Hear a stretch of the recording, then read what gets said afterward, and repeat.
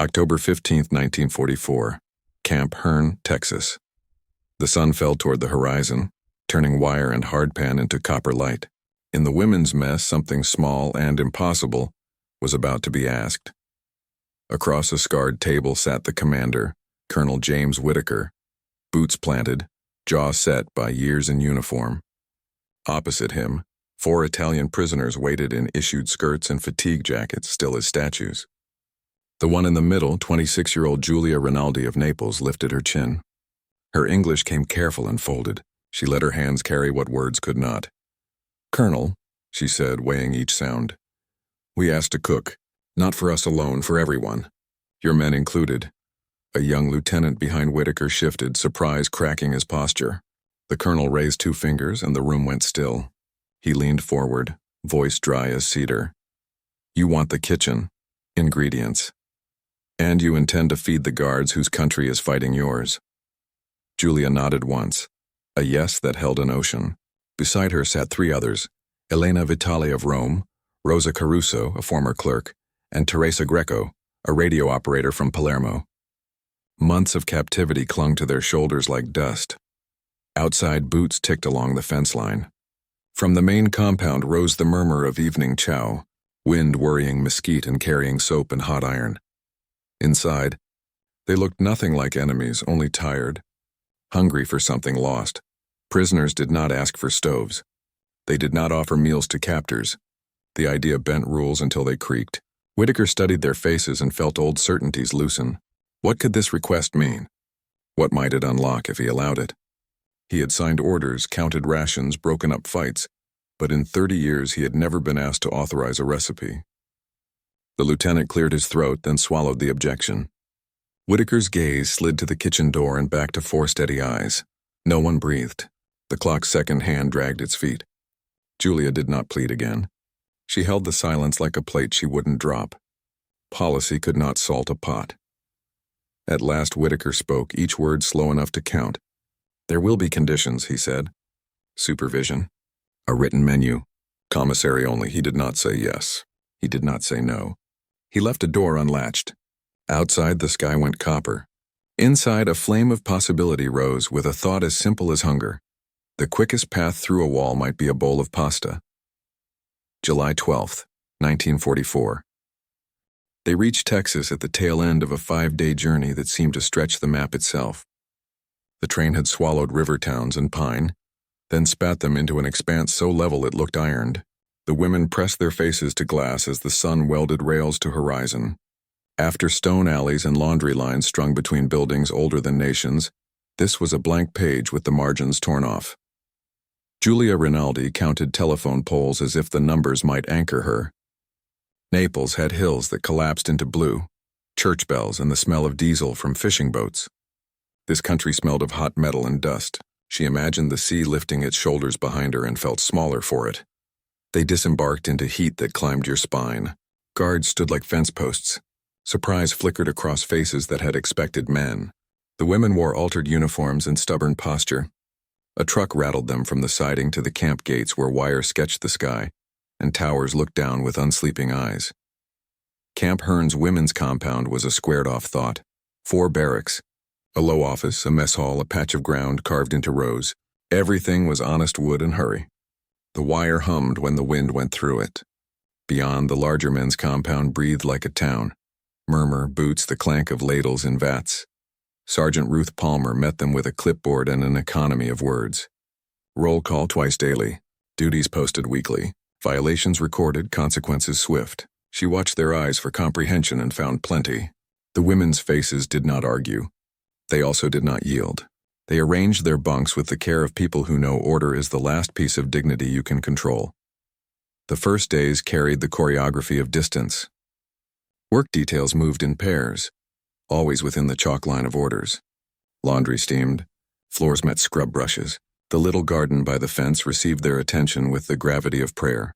They spoke in their own language, a music of quick syllables and hands, and switched it off when a uniform turned the corner. Silence accumulated in the rafters.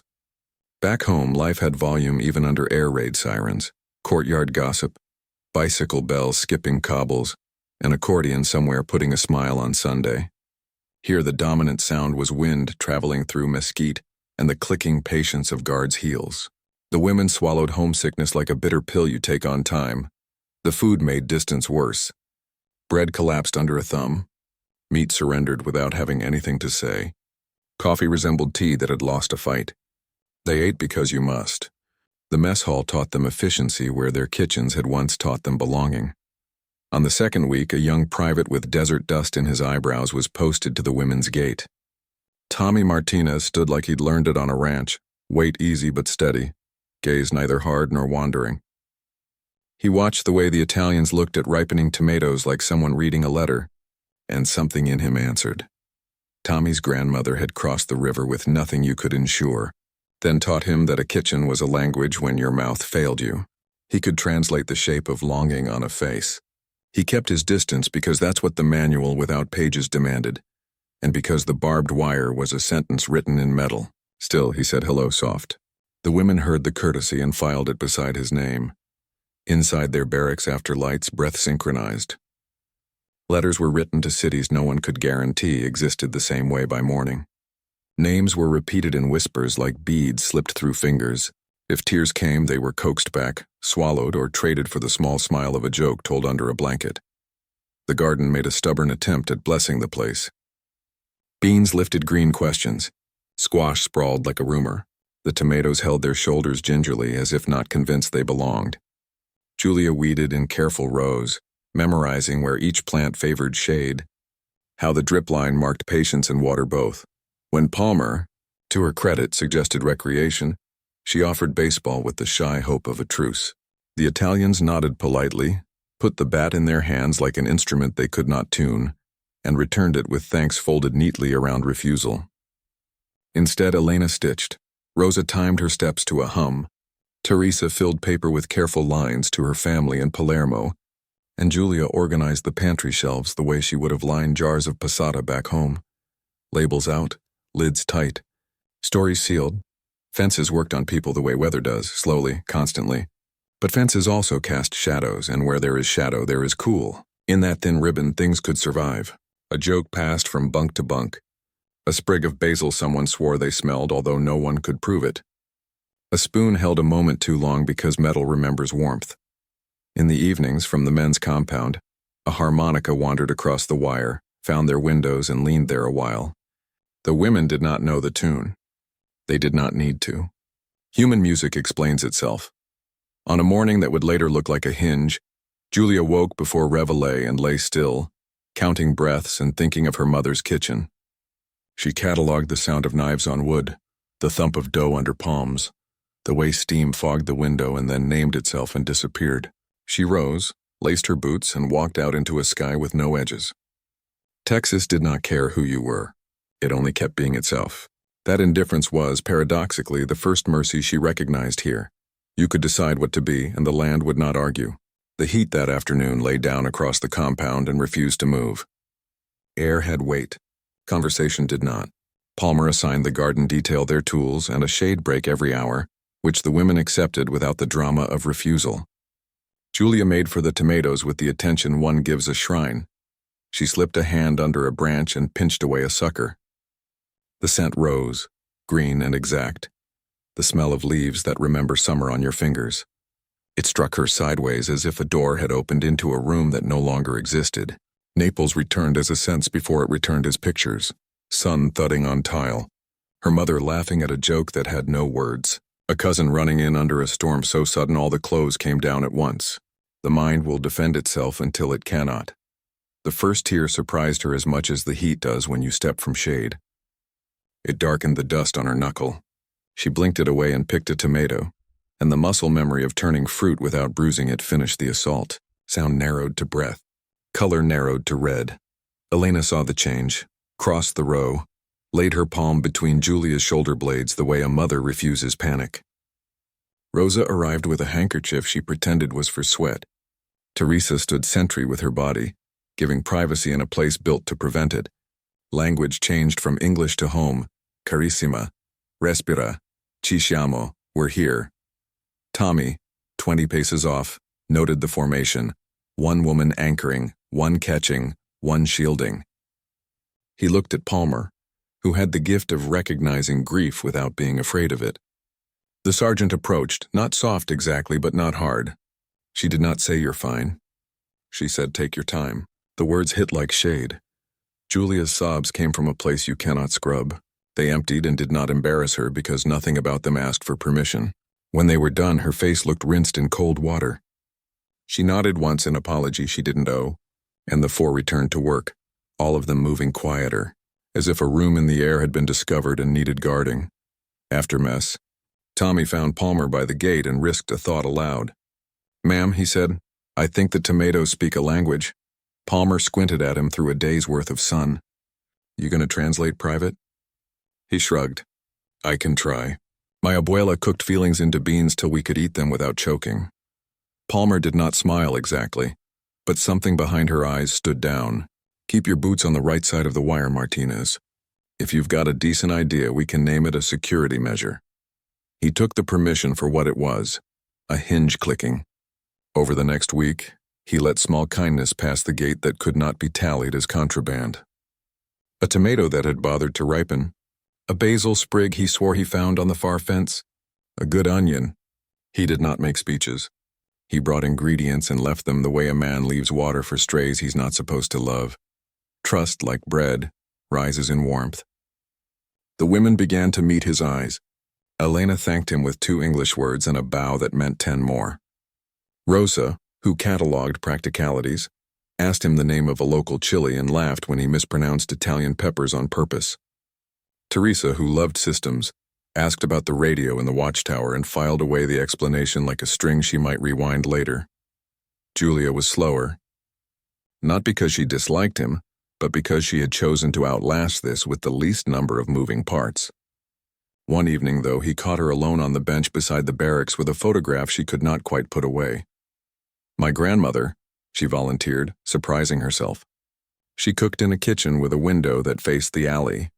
All Naples smelled like fennel when she baked sausage." Tommy sat, but not on the bench, on the step, lower than her and safer for both. "Mine crossed the river with recipes in a skillet," he said. "Said you could build a house out of flour if you knew where to put the salt." Julia laughed, quick and startled. She looked at his boots. "If you could cook anything," he asked because the question had asked him to ask it for days, "what would you cook?" "Pasta," she answered without looking up. Then she did look up. "Real pasta. Hands and table and a cloth that smells like sun. Tomatoes that taste like themselves. Basil that you tear, not cut. Honest food." The word honest in her accent carried history. The idea did not arrive as a flag. It gathered like a cloud. In the barracks after lights, voices sketched a plan with the caution of cartographers mapping a coast they could not afford to wreck on. "You don't demand as prisoners. You propose as people. You do not ask to cook for yourselves. You offer to cook for everyone. The difference is the door the request walks through." Maria would have been the mother of the group if the camp had permitted titles. She paced the aisle, list in hand, speaking of rules, precedents, how to ask without flinching. Rosa fretted over what no might cost. Teresa, usually a shadow with a pencil, surprised them by speaking like a radio that's found a frequency. "I won't pretend to be a prisoner of my appetite," she said. "I am Italian whether anyone writes that down. If we can make food, we can make a room to stand up in." The next days ran on 2 tracks, work as ordered and rehearsals nobody posted on the board. English phrases turned over and sanded smooth. Titles remembered. Eyes matched to names. They chose the simplest menu because simple requires the greatest truth. Fresh pasta and pomodoro. If the Colonel James Whitaker had seen petitions that cost men and months, none had asked to borrow a stove. He kept his face a clean slate as the 4 women filed into the mess hall office and took the chairs indicated. The light came in sidewise, long and slow, as if it wanted time to listen. Julia spoke the words they had burnished. She did not embroider. She did not bargain. "Sir, we request permission to cook a meal for the camp," she said. "Under your supervision, with your ingredients. For us, and for the guards." She left the sentence on the table and folded her hands on top of it. The young lieutenant behind Whitaker inhaled a protest and stopped when the colonel's 2 fingers rose. Paperwork rustled its tiny grievance. Outside, a truck backfired, and every shoulder flinched by reflex and then embarrassed itself into stillness. Whitaker asked questions. Who would cook what? How would knives be issued and tallied? What measures would account for the stove's reach? If he heard a tremor in his own voice, he ignored it and continued.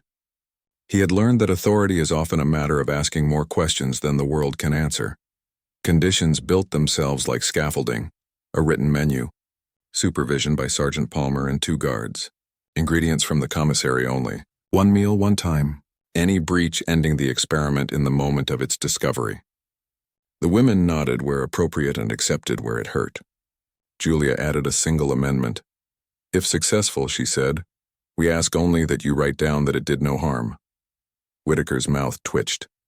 Fair. Approval did not look like a banner. It looked like a sheet of paper with a signature where there had not been one before. The women walked back to the compound with a lightness the ground did not fully trust. In the barracks, applause happened silently at first, palms to palms without sound, and then risked volume. Someone sang a bar of an old song and stopped, overwhelmed by its own courage.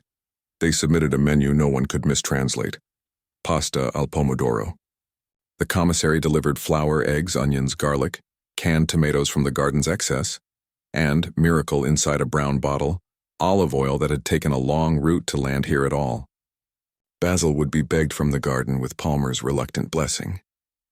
The ingredients looked ordinary. The women treated them like relics. The morning of the meal, the kitchen smelled like bleach and disuse. Bill Henderson, who'd been feeding soldiers for longer than some of them had been alive, stood with his arms folded and his eyebrows making their opinions known. No offense, he said, which always precedes offense, but our boys ain't starving. Julia smiled the way you smile at a neighbor's dog that barks from behind a fence. We won't let them, she said. The work began with a rhythm older than anyone in the room. Flour made a hill. Eggs returned it to valley. Hands turned the mixture until it became a body that answered when pressed. Elena and Rosa took the dough to its patient place under towels that smelled faintly of soap and stainless steel. Teresa slid a knife through onions until they wept, then softened them in a pan where garlic introduced itself to oil, and the room remembered it had a heart. Henderson watched skepticism turn into attention. He had always believed in heat and timing. Here were people speaking his language with an accent that improved it. He found himself handing over the better ladle. He found himself stepping back so he could see it all. Tommy stood his post and pretended not to breathe the room in. He counted knives without counting the stories floating up from the pots. Grandmothers, alleys, feast days, winters, all here in the steam. He did not realize he had moved closer until Palmer cleared her throat and then, unexpectedly, did not tell him to move back. Dough became sheets. Sheets became ribbons. The women floured them as if blessing a child's forehead. Sauce moved from simmer to a sleepy, patient plop. Salt fell like confession. The kitchen changed temperature in a way that had nothing to do with the stove. By evening, the mess line curved in curious shapes. The first plates went out to guards by rule. A cowboy from the motor pool lifted his fork with suspicion, then blinked at his mouth as if it had betrayed him. A second bite turned into a grin aimed at no one. Across the room, a corporal who had always salted before tasting forgot to reach. The women ate last by choice. When their plates arrived, they took the first mouthful with the gravity of people recovering a language after an illness. For a moment, the room contained 2 countries and then, gently, only one. Henderson approached Julia to concede the obvious. I've been boiling noodles wrong for 15 years, he said, and she laughed, and the laugh had the sound of home opening a window. Whitaker made a show of taking notes like a man logging a weather event, because sometimes the human thing feels safer when you write it down. After cleanup, when the kitchen shone and the last pot steamed like a horse after a run, the camp felt different in ways that refused measurement. A guard held a door without remembering to look stern about it. Palmer permitted a song and did not walk away. The wire still stood. The tower still watched. But the compound had learned a new word and pronounced it well. They went to sleep that night with the smell of basil in their hair and the knowledge that for several hours, the distance had been less than an arm's length. The morning would arrive with work and rules and fences. But grief and hope had touched the same table and neither had flinched. The letters found them in early November, bundled like kindling and tied with cheerful string that did not match their purpose. Word ran ahead of the mail cart, and the women formed into lines that needed no command.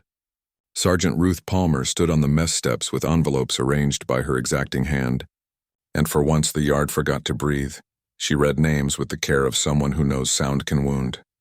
Elena, Rosa, Teresa, Julia. A pause between each, long enough for a woman to step forward and claim both paper and the future folded inside it. Some received nothing, which was a verdict of its own. Julia recognized her mother's handwriting before she recognized her own name. The script tilted like a woman writing at a kitchen counter between obligations. Her fingers refused to be precise. The envelope opened ragged. The first sentence steadied her and unsteadied her in the same breath. Alive, her mother wrote. Alive, and the building stands if you squint. The paragraphs that followed moved carefully past what the censors would blot, but the shape of the missing words told its truth. Neighbors gone, walls opened like books, streets missing teeth you could not pretend away. Elena sat on the step and read tragedy that did not even dignify itself with poetry. A neighbor accounting for parents and a brother in Rome, the list ending with a crater and a date. Rosa held an empty space where an envelope should have been, and hated it more than any sentence she might have read. Teresa learned that the oranges vendor now slept in a church and had saved 2 photographs swept from rubble. One of her mother as a girl, one of a street that no longer existed except on paper. The sounds that rose from the yard had nothing to do with discipline and everything to do with being human in public. Palmer set the remaining mail down, straightened her back, and stayed. She did not reach for the schedule. She stood and kept watch while the women bent over paper that turned into either anchor or blade. Tommy made his rounds later and found the compound thick with quiet. It reminded him of his grandmother's kitchen after a funeral when everyone ate because they must, and no one tasted what they were chewing. He remembered the funeral stew, beans with a bone for memory, and how cooking did not feel like disrespect to the dead. Whitaker read Palmer's brief report and did a thing the manual had not contemplated. It had plans for riots, for escapes, for storms that turned the road into soup. It had no plan for sorrow that sat on bunk edges and stared at the floor until the board stared back. He authorized more supervised interaction. Garden hours shared, kitchen lessons on request, songs after evening roll call so long as they stayed within the fence and within reason. Morale is a kind of security, he wrote in the margin, surprising himself with the admission. Change did not arrive with trumpets. It crept like noonshade. Henderson, curious and competitive, asked if he could watch the women make dough again for educational purposes. Rosa corrected his wrist when he kneaded as if subduing an animal. Elena taught a private from Amarillo how to salt water like a prayer, late and with intention. Teresa showed a kitchen hand to tear basil rather than slice it, and the young man nodded as if entrusted with a secret that did not need guarding, because anyone could smell it from a distance. Music drifted both ways now. One night a harmonica called and an accordion answered. Fences could not stop a key change, even conversation shifted. Words that had been stacked like crates began to be opened. Elena asked Palmer about sandstorms and listened with the flinty attention of someone cataloging a new hazard. Palmer unexpectedly asked Elena about Roman alleys at dawn. Curiosity felt like a small armistice. Julia and Tommy continued their perimeter talks with the fence between them like a table set for 2. She described markets where vendors argued for the joy of it. He described the border, a fence and also a river and sometimes neither, depending on who needed crossing. They did not reach for each other, only for a world large enough for both. By December, the air had cooled enough to remember what morning smells like. With the holiday chalked on the board, Henderson proposed a small feast that could be measured and supervised and explained to any inspector. Flour, eggs, tomatoes, carols, and the rule that no one left their posts except to wash dishes. Palmer looked at Whitaker. Whitaker looked at the weather, and the weather said very little and also yes. They cooked for the holiday the way families do when the family has to be invented. The kitchen took a breath when the women entered. Bowls met trusted hands, stoves woke to their work. Henderson surrendered his domain with the good grace of a man eager to learn by pretending to supervise. Flour became a soft snowfall across counters and knuckles. Elena worked the dough with a measured patience that drew a respectful crowd. Rosa oversaw the sauce with a general's attention to timing, onions surrendering to oil, garlic announcing itself just before tomatoes joined, basil waiting like a final sentence that makes sense of the paragraph. Teresa lined sheets with ribbons of pasta so uniform they looked printed. Julia moved between stations with a conductor's listening face, adjusting heat with a wrist, rhythm with a nod. The guards watched a choreography without wasted motion. A cowboy from the motor pool asked to try the crank on the pasta machine, and discovered that strength was not the same as finesse. He grinned like a boy when he finally produced a sheet that did not tear. Henderson, catching himself enjoying the humiliation of his own learning, asked Julia about salt again and was assigned to boil water like an altar boy lighting candles. He performed the rite with such seriousness that the room adopted him as apprentice for the evening. After roll call, Palmer allowed carols. The women taught a street procession tune. The Americans answered with a wooden pew hymn. The harmonies met easily. For a moment, the mess hall's steam felt like incense. Between batches, Tommy lingered at his legal distance, a plate in his hands that he pretended had wandered there without its owner. He watched Julia taste the sauce at the side of a wooden spoon with the concentration of a jeweler, examining a stone. "Needs more time," she said to no one in particular. And he understood that time here meant patience more than minutes. They served guards first, then the kitchen hands, then the women. Plates returned not licked clean. People had manners, but near enough. Compliments were given the way ranch hands give rain its due, with relief disguised as stoicism. Someone from the men's compound who had grown up in Brooklyn muttered, "Mangia," as if blessing the line. Henderson taught chili in return, a local gospel. The women blinked at no tomatoes and at chilies that announced themselves. Julia tasted, coughed, laughed, and demanded bread. "A fight in a bowl," she said. And Henderson glowed. Palmer, who lived where caution and permission overlap, noticed posture changing across the yard. Backs straightened for reasons not on the posted schedule. Laughter rose and did not receive a reprimand. The wire remained itself, but people stopped glancing at it as often to confirm they were still trapped. Letters kept arriving, and grief sat with joy like cousins sharing dessert. Elena received a photo of a niece in 2 sweaters. Teresa heard the oranges vendor now cooked in a basement. Rosa finally heard from a cousin in Bari who underlined her name 4 times. At the edge of the yard one night, Tommy and Julia negotiated definitions. "Home," he offered, "is where you can be tired without explaining." Julia considered, tilted her head and countered, "Home is where food tastes like a story you already know." They did not settle the argument. They agreed both were true enough for winter. Bonds became habits. Henderson stopped overcooking pasta. A private from Amarillo cut onions with care. Palmer learned to ask, "Listen or fix." Whitaker logged improved morale and steady security. On New Year's Eve, chalked as year turns, they made pasta assisi, humble and strong as a handshake. The women ate with reverence, the Americans with first visit curiosity. Outside, frost silvered the wire. Inside, bowls steamed. Midnight arrived without ceremony.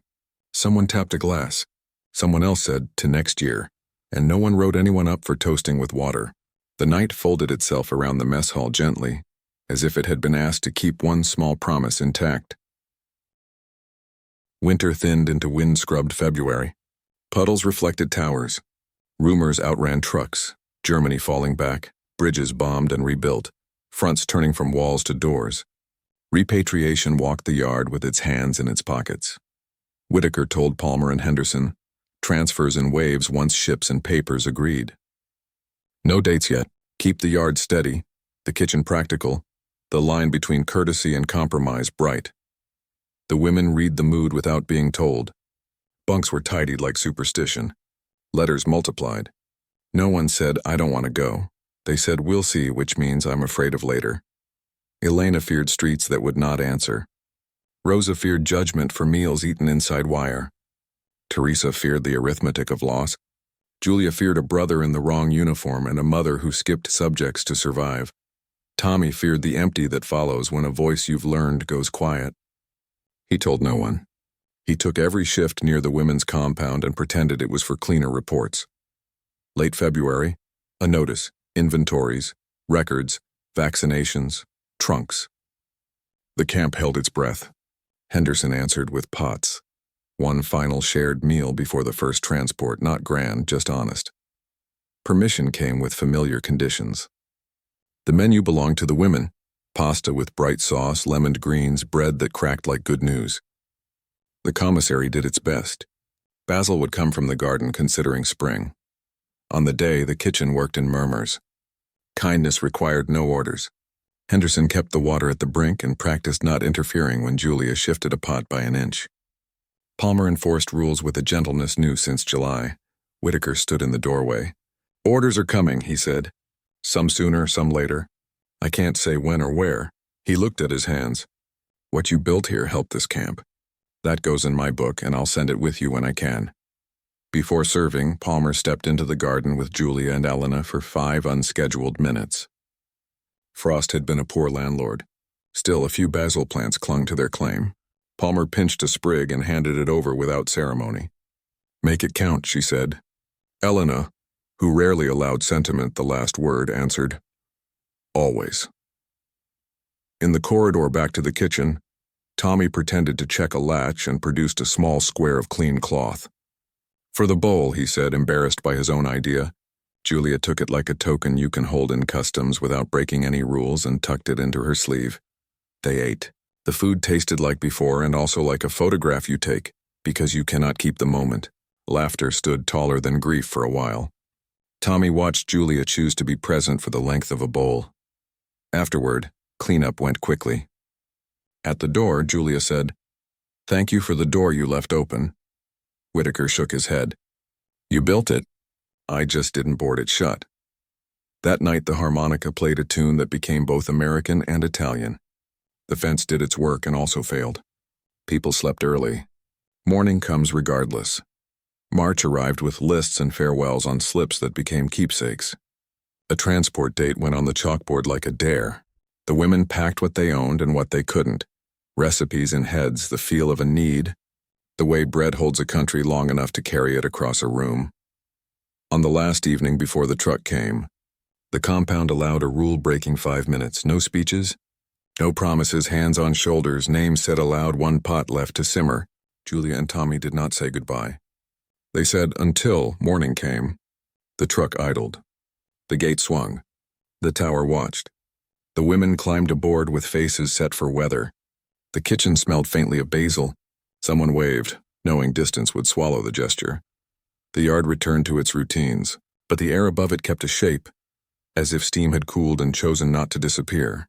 It waited with the patience of a recipe carried forward, across roads, across oceans, toward a later chapter where a door would open to the smell of tomatoes, and a life would step in as if it had always belonged.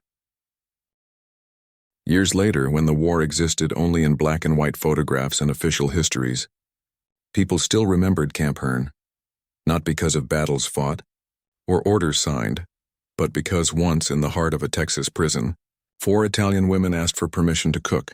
What they created wasn't just a meal. It was a language that no censor could silence, a conversation between enemies who chose for one night to be human first and soldiers second. Flour and eggs, salt and water.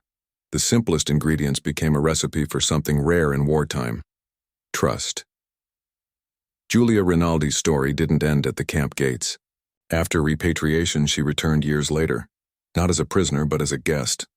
She walked through a town that had forgotten the fences but not the flavor of what happened there. In a small diner near the old railway, someone still made pasta the way she taught.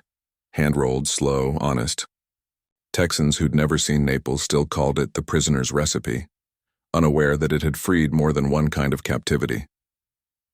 History likes to measure nations by victories and treaties, by what is conquered or lost. But sometimes the real victory hides in the quiet decisions, in the single act of defiance that chooses compassion over command, humanity over habit. For every headline about war, there are stories like this one, unrecorded, unrepeatable, kept alive only by the taste of memory. If this story reached you, remember it the next time you break bread with a friend, a stranger, or someone you once called the other side. Because that is how peace begins, not in treaties or speeches, but in kitchens where enemies share a table and realize they were never that different after all.